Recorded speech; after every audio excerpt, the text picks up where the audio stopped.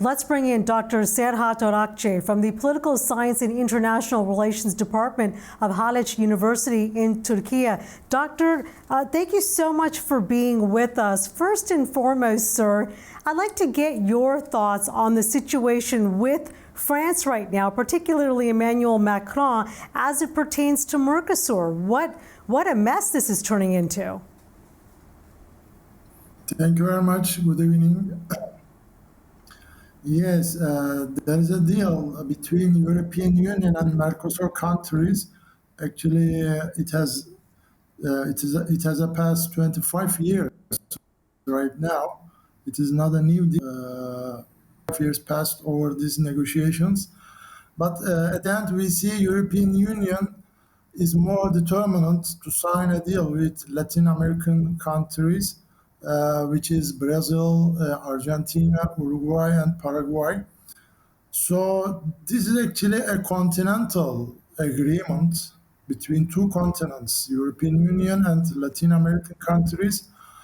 But as you said, France and President Emmanuel Macron opposing this deal, and as you mentioned in the news, there is a big opposition from the farmers of European countries because they are afraid of competition, because this deal will enable Latin American some products enter into European Union countries with low tariffs. And of course, on the opposite direction, European Union commodities, goods will enter Latin American countries in better condition. So it has economic considerations, and also we see there is a geopolitical and strategic considerations, because this market with 8 million population, it's a huge market for European Union, and there is the US, there is Japanese products, and there is Chinese products right now. So this will give good advantage to European Union countries to enter into the South American market.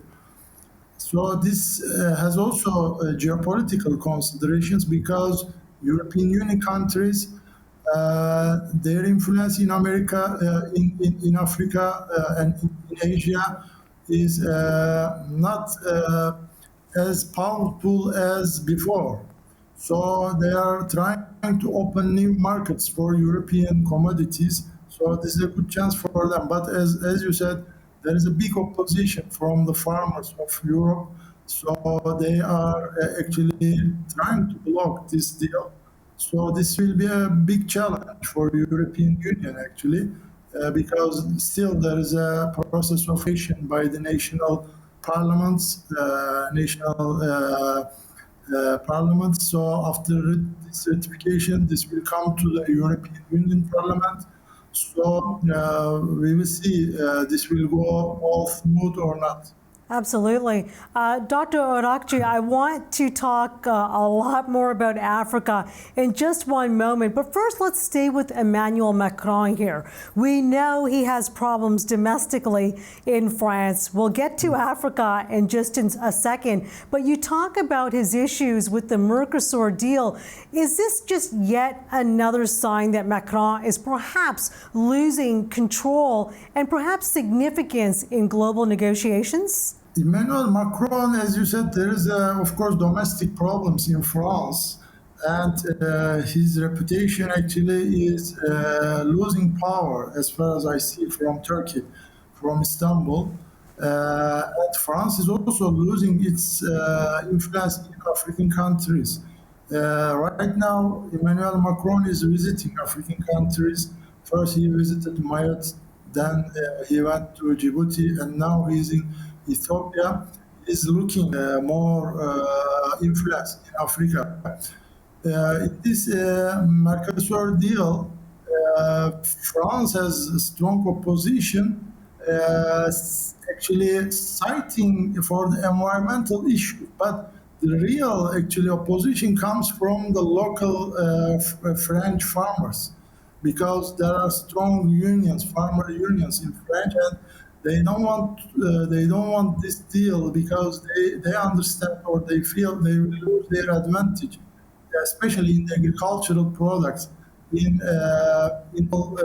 related products. So they like to block it, and Emmanuel Macron has no chance actually to go with the farmers because in France he doesn't want more problem because, as you know, there are a lot of student rights, etc. in couple of years. So Emmanuel Macron is now seeking more influence in Africa and trying to go smooth with the farmers in France.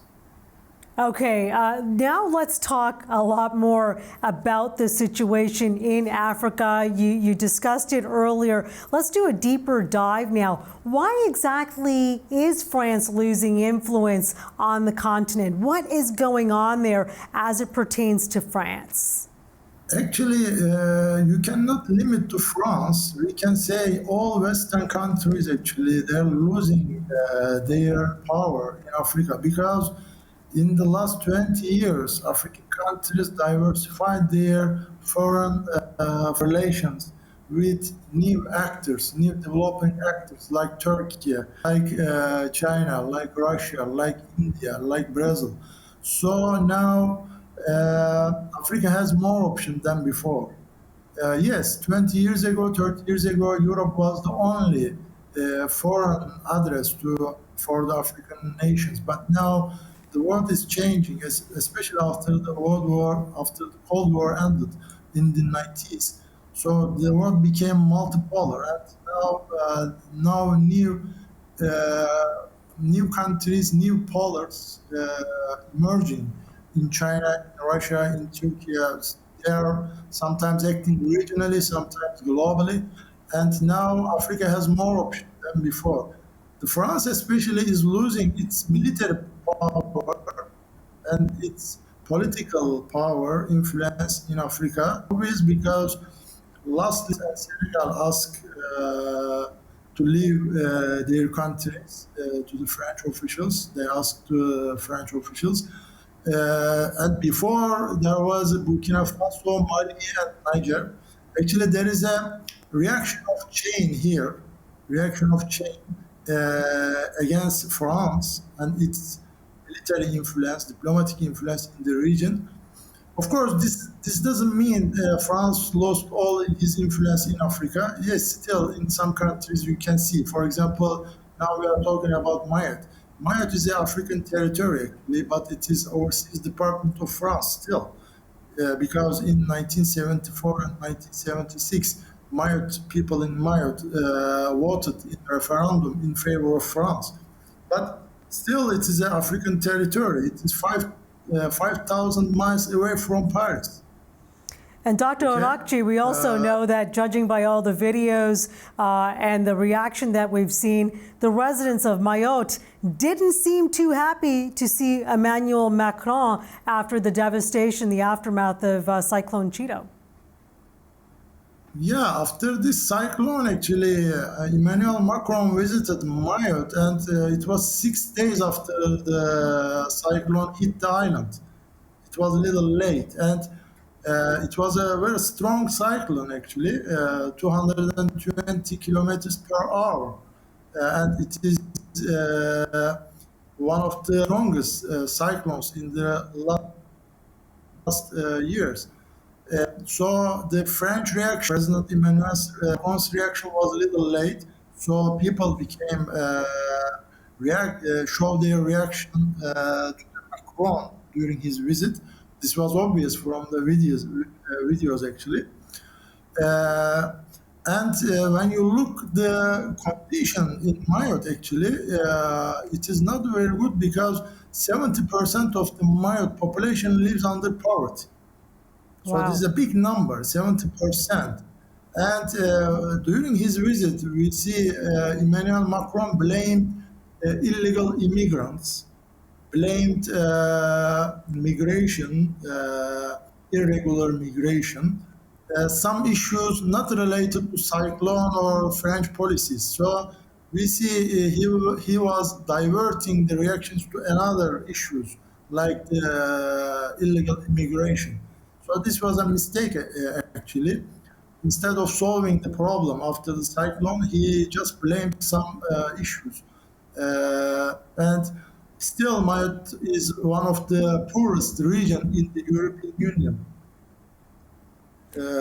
One of the poorest, Right. and as I said to you, 20% lives under poverty, and this cyclone hit actually hospitals, schools, houses, and many people right now needs new homes, etc. So France, I don't know, but seems not to respond this cyclone immediately remains a little bit late, I think. Absolutely. You talked a lot. You talked a bit about how key African companies are pulling away, not from just France, but other Western nations, embracing others like China, like Turkey. Is this a trend, sir, that you see continuing in the months and the years ahead?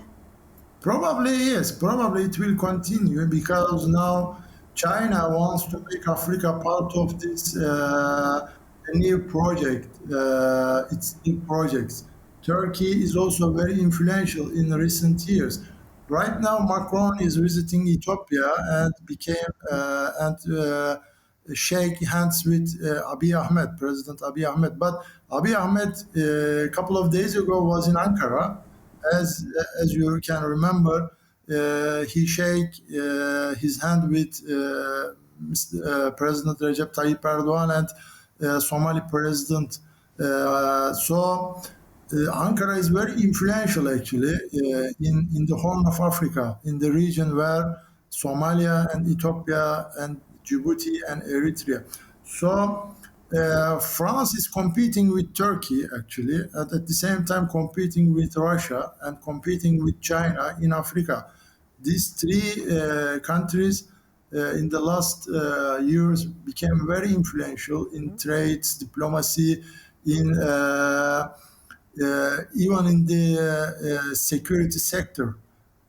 Now Turkey is selling a lot of security sector products to African countries like China and Russia.